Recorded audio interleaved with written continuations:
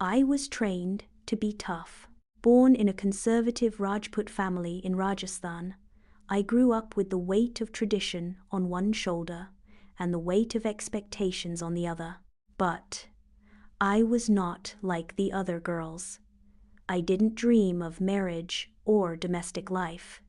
I wanted command, adventure, something to fight for.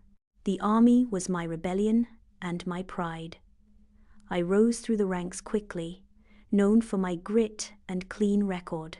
I'd never cried during drills, never missed a shot in training, and I never questioned orders, ever. That's how I found myself deployed in Jammu and Kashmir in 2020.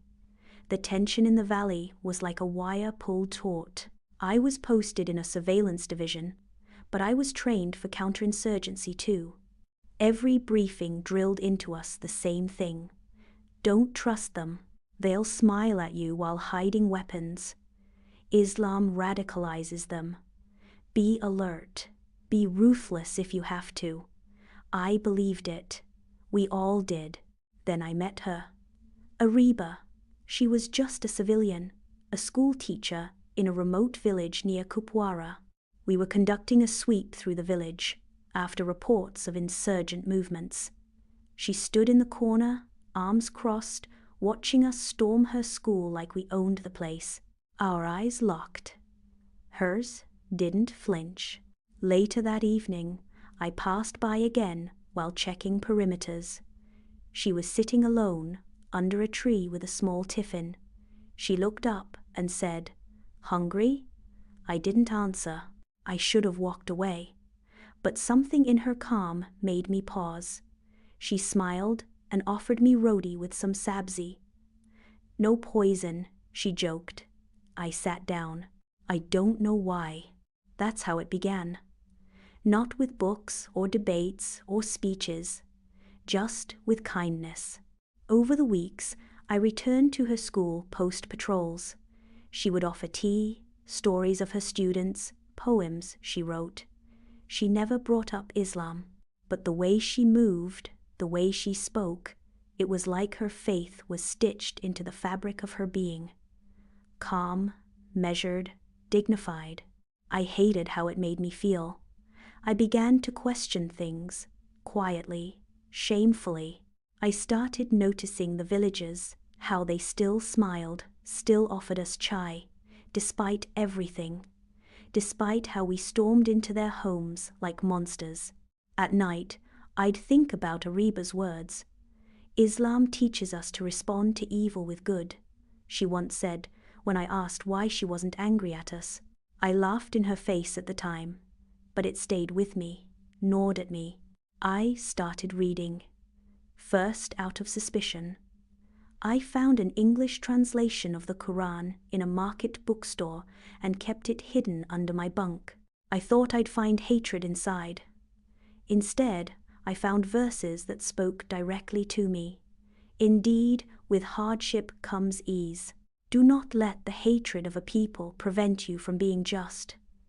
I felt exposed, like it knew me better than I knew myself.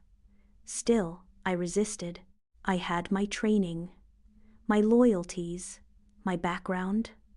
I told myself it was just curiosity, just fatigue, just loneliness, until the ambush. It was a routine clearance near Baramulla. Our vehicle hit an IED. 3 of my colleagues died on the spot. I survived with shrapnel in my leg. The villagers rushed out before the backup arrived, and it was them who carried me on a stretcher made of shawls and wood.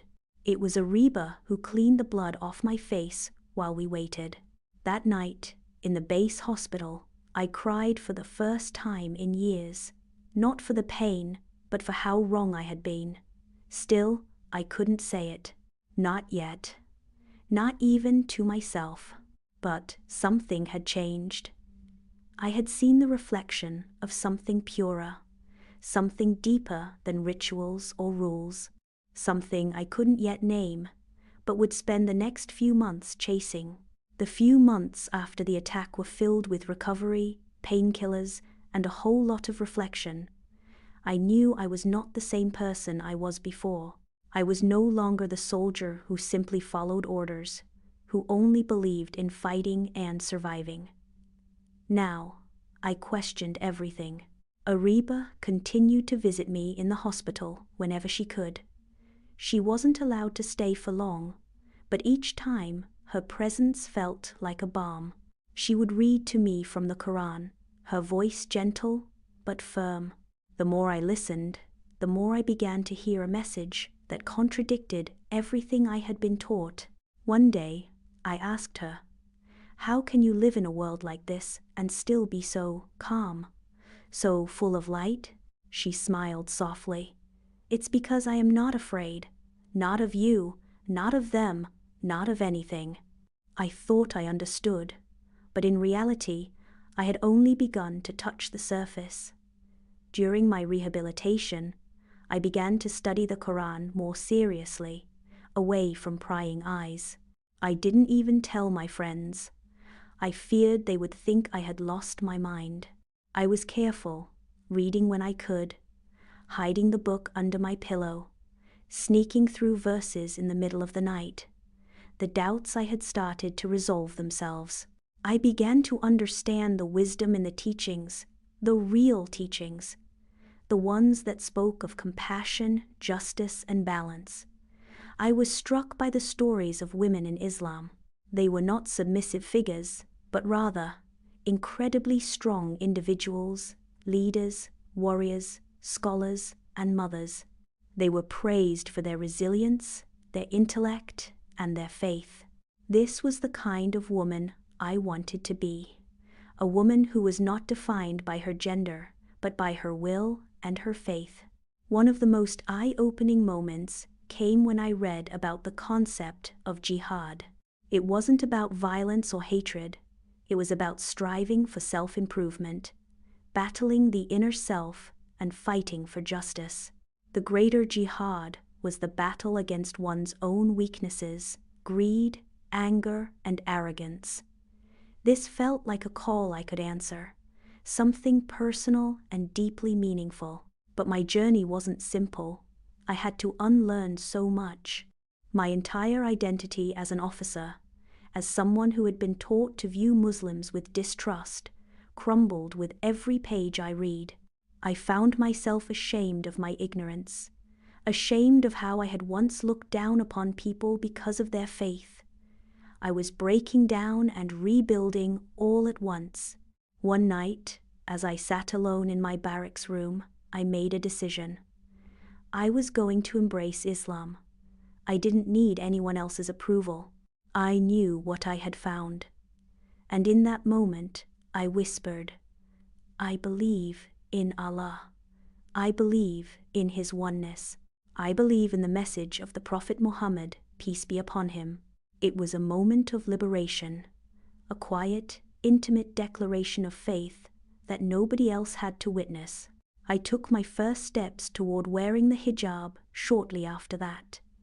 It wasn't just a physical transformation, it was a manifestation of my inner change. The hijab became a symbol of my strength, my dedication, and my belief in something greater than myself. No longer did I feel like I had to fit into a mold designed for someone else. I was my own woman, and I was free. Of course, the transformation didn't happen overnight. I faced challenges, especially from some of my fellow soldiers who were skeptical or even hostile. But I no longer felt the need to defend my choices. I knew my faith was a private matter, and I found peace in that privacy. What surprised me the most was the reaction of my parents. They were initially shocked, confused, and hesitant, but over time they saw the change in me. They saw a woman who was no longer filled with anger or doubt, but with a deep, calming faith. They could see that I had found a path that gave me inner peace. There were moments when I felt completely alone, but I never felt abandoned. Allah's presence was a constant in my life now. I had discovered something I had been searching for my whole life.